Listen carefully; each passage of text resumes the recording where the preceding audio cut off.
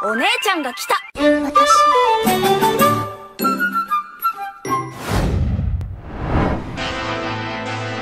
Halo, apa kabar semuanya? Bagaimana pendapat kalian tentang episode terbaru, yaitu episode 36? Jujur, pendapatku tentang episode ini sangat bagus. Tak hanya menampilkan ganasnya suatu pertarungan, di sini kita juga disuguhkan pada berbagai nuansa yang dikemas begitu rapi. Salah satu yang paling utama yaitu momen emosional ketika Nemu mengorbankan diri untuk Mayuri. Momen emosional yang disajikan ini dinilai sangat menyentuh bagi kita semua. Bagaimana tidak, selain gambaran visualnya yang penuh arti, scene tersebut juga dibalut dengan sebuah musik haru berjudul Here to Stay, sebuah musik ciptaan Shiro Sagisu yang kini telah diaransemen ulang menjadi lebih modern. Selain itu, di dalam opening episode 36 terdapat dua shot yang berbeda, yaitu shot yang awalnya menampilkan Pernida dan Lille dalam mode biasa, kini berubah menjadi mode full standing.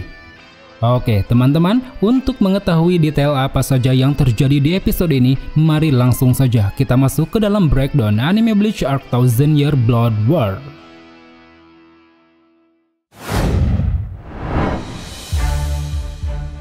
Episode 36 mengadaptasi 5 chapter sekaligus, yaitu dari chapter 640 sampai dengan chapter 644. Mengambil judul di chapter 639, episode ini berjudul Baby Hold Your Hand Part 2. Judul tersebut menggambarkan betapa bangganya Mayuri terhadap sosok Nemu yang mampu berevolusi sebagai jiwa buatan. Dan berikut adalah ulasan yang bisa kita bahas di sini, di antaranya Mayuri dan Nemu versus Pernida. Di awal episode, kita ditunjukkan dengan kebangkitan Pernida. Dia yang sebelumnya telah dilahap bangkai Mayuri ternyata mampu selamat dengan cara menghancurkan Ashisogi Jizo dari dalam. Kemudian setelah itu, adegan yang ditampilkan hampir sama dengan manga, dimulai dari evolusi Pernida yang membuatnya memiliki kepribadian dan suara berbeda-beda. Pernida yang mendeklarasikan bahwa dirinya adalah seorang Quincy, Mayuri yang mengejeknya karena Pernida menurunkan harga diri sebagai lengan kiri Soul King, Pernida yang merasa muak langsung melancarkan rentetan serangan anak panah yang dilesatkan ternyata terhubung dengan saraf Pernida, Mayuri yang segera memotong lengannya setelah terkena saraf tersebut, anak panah Pernida yang mampu dibelokkan dengan menggunakan saraf, sampai akhirnya kemunculan Nemu yang berhasil menyelamatkan Mayuri walau harus mengorbankan lengannya. Dari semua scene ini, ada satu adegan percakapan yang cukup menarik, yaitu perihal Pernida yang mengaku bahwa dirinya adalah seorang Quincy. Pernyataan ini tentu membuat kita bertanya-tanya kenapa Pernida alias lengan kiri Soul King yang dulunya ditugaskan Ichibe untuk menyegel Almighty Yuhava sekarang begitu bersikeras menyebut dirinya Quincy. Apakah selama ini dia terkena pengaruh darah milik Yuhava, ataukah jangan-jangan sedari awal Soul King adalah seorang Quincy? Merujuk pada apa yang sudah pernah kubahas, mari kita anggap saja Soul King sebagai sosok hibrida, di mana dia mewakili berbagai ras yang ada di ketiga dunia utama, khususnya ras Quincy. Hal itu pun dibuktikan dari pengakuan Yuhava yang menyebut Soul King sebagai ayahnya, lengan kiri Soul King yaitu Pernida yang berpihak pada kubu Quincy, lengan kanan Soul King yaitu Mimihagi yang berpihak pada kubu Shinigami, kuku Soul King yang berperan besar dari kemunculan kekuatan Fullbring, dan juga di dalam novel ditunjuknya dua kandidat pengganti Soul King yaitu Ichigo dan Hikone yang merupakan seorang hibrida. Jadi dengan demikian tidak heran jika di sini Pernida mengakui dirinya sebagai Quincy karena memang itu adalah salah satu ras utama yang dimiliki oleh Soul King sendiri. Terlepas benar atau tidaknya asumsi tersebut, scene pertarungan antara Mayuri melawan Pernida kembali berlanjut, yang mana kali ini sesuai dengan manga, Nemu diperintahkan untuk terlibat ke dalam pertarungan. Dimulai dari Mayuri dan Nemu yang langsung melesat ke arah Pernida sambil menyusun strategi, Mayuri yang menaburkan obat anestesi untuk menghentikan laju anak panah, Nemu yang segera menusuk anak panah untuk membekukan aliran darah Pernida, Pernida yang seketika membeku disertai wujudnya yang menjadi hitam, Mayuri yang berniat melancarkan serangan penghabisan, Pernida yang mampu menghentikan pembekuan dengan cara meniru kemampuan Bankai Matai Fukuin Shotai, Pernida yang kembali berevolusi dengan meniru sosok Zaraki, Mayuri yang menyadari hal tersebut langsung menyuruh Nemu untuk segera kabur, dan terakhir Nemu yang bersiap seolah akan melakukan sesuatu. Secara keseluruhan, adegan awal pertarungan yang disajikan di sini dinilai cukup bagus. Pertarungannya seakan menunjukkan kehebatan mereka berdua, entah itu Mayuri sebagai ilmuwan yang mampu merancang strategi begitu cepat dengan menggunakan 2 obat penangkal saraf, maupun Pernida sebagai tangan kiri Soul King yang mampu terus berevolusi dengan cara mengaplikasikan semua data yang telah diserap oleh sarafnya. Masa lalu Nemuri Nanago. Di tengah situasi genting melawan Pernida, Nemu sekilas merindukan masa lalunya yang sering dipanggil Nemuri Nanago oleh Mayuri. Yang mana dari sanalah adegan pun hampir sama dengan manga, yaitu menceritakan asal-muasal sosok Nemu. Jika dirunutkan, ceritanya bermula pada saat Mayuri belum menjabat sebagai Kapten Divisi 12. Saat itu sebagai ilmuwan gila, Mayuri memiliki satu ambisi yang sangat besar, yaitu menciptakan Shinigami buatan. Berbekal ilmu pengetahuannya yang luas, Mayuri terus melakukan eksperimen demi mencapai ambisinya tersebut. Meski berkali-kali mengalami kegagalan, tapi dia tetap berusaha sampai akhirnya berhasil dalam proyek Nemuri. Dari mulai proyek nomor 1 sampai 3 yang mengalami banyak kegagalan, proyek nomor 4 yang akhirnya bisa menciptakan otak buatan, proyek nomor 5 yang mampu mencapai tahap janin, proyek nomor 6 yang mampu tumbuh 2 tahun dan berujung mati karena pembelahan sel, hingga sampai pada proyek nomor 7 yang akhirnya berhasil tumbuh dan bisa berkembang.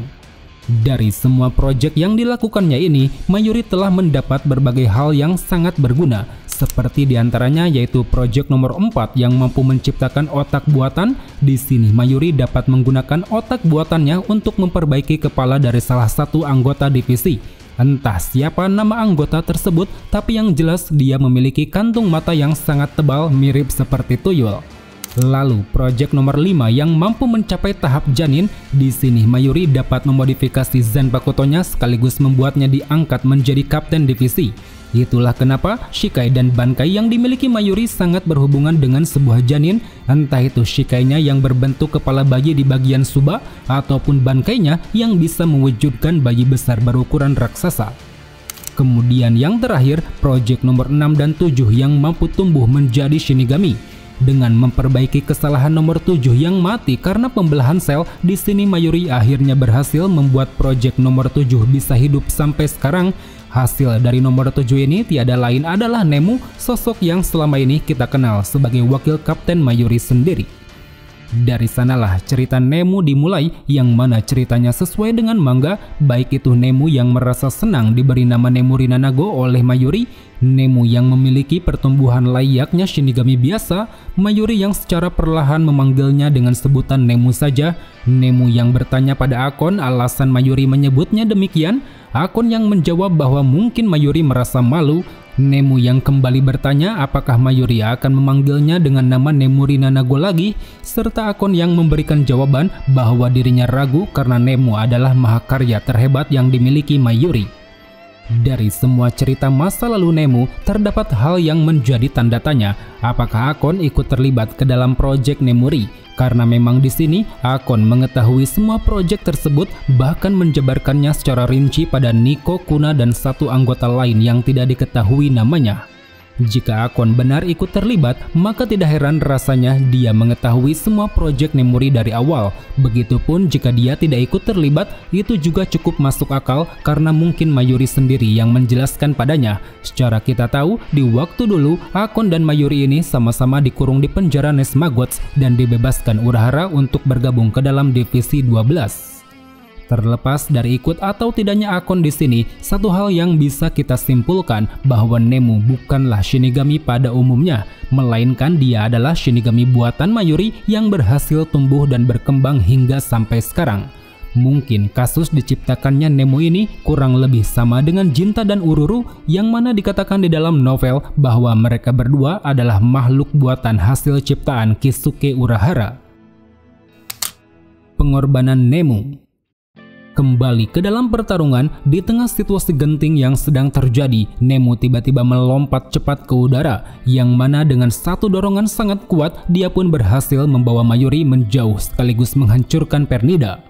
Dari sini, scene pertarungan kemudian berjalan sesuai dengan manga, dimulai dari Mayuri yang terkejut dengan perkembangan kekuatan Nemu yang menjelaskan bahwa kekuatannya hanya bisa bertahan selama 400 detik, Mayuri yang marah karena merasa tidak memberikan perintah seperti itu, Nemu yang menjawab bahwa ini bukan perintah melainkan misi untuk melindungi Mayuri yang marah bercampur senang melihat perkembangan pesat Nemu yang bergegas melawan Pernida seorang diri, Nemu yang menggunakan sebagian rohnya untuk melepaskan satu tembakan kuat, Pernida yang seketika hancur berkeping-keping, pecahan Pernida yang tiba-tiba melancarkan serangan saraf hingga membuat Nemu hancur, sampai akhirnya Mayuri yang terperangah meratapi pengorbanan Nemu. Kalian pasti setuju, ini adalah momen yang paling bagus di episode 36. Tak hanya menyajikan kualitas animasi yang keren, tetapi kita juga disuguhkan dengan romansa perpisahan antara Mayuri dan hasil ciptaan terhebatnya yaitu Nemuri Nanago. Apalagi di sini dengan diiringi musik Here to Stay, adegan yang kita lihat biasa saja di dalam manga pun kini tampak terasa lebih memukau. Dan terlepas daripada itu, jika kalian sadar, pada momen ini terdapat satu shot yang tidak asing bagi kita semua, yaitu ketika semua pecahan Pernida memunculkan satu mata. Sekilas aku melihat wujud Pernida ini hampir sama dengan pecahan Yuhawa ketika menyerap Soul King, hanya saja yang menjadi pembeda pecahan Yuhawa memiliki bentuk sempurna sementara Pernida tidak menunjukkan bentuk yang spesifik. Apakah hal ini pertanda bahwa saat itu Yuhawa juga menyerap Mimihagi sesuai dengan mangganya? Karena jika dicermati, cukup masuk akal apabila Mimihagi dan Pernida memiliki pecahan tubuh yang berbentuk sama.